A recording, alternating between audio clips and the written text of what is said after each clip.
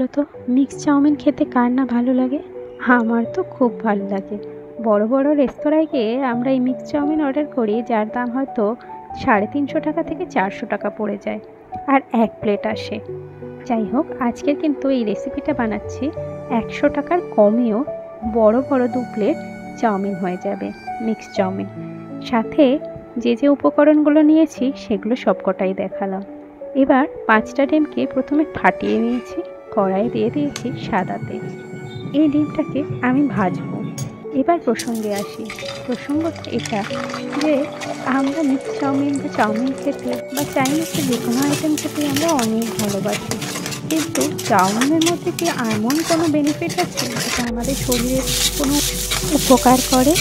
আসলে আদতেই ময়দার চাউমিনে সেরকম কোনো বেনিফিটসই নেই যেটা আমাদের শরীরে কোনো উপকার করবে। তা বলে কি আমরা চাউমিন খাবো না? একদমই নয়।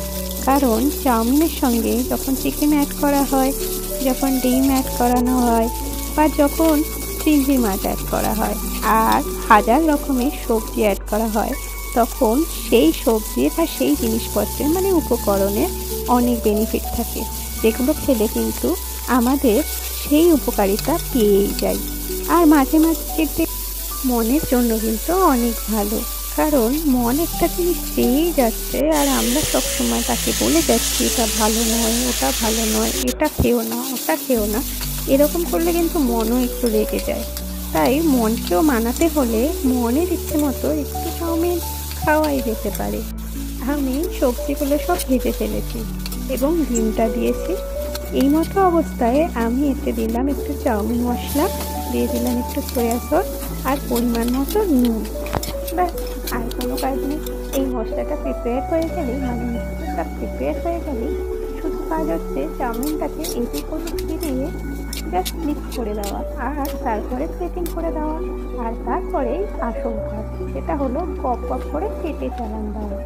ব্যাস, আর কোনো কাজ নেই।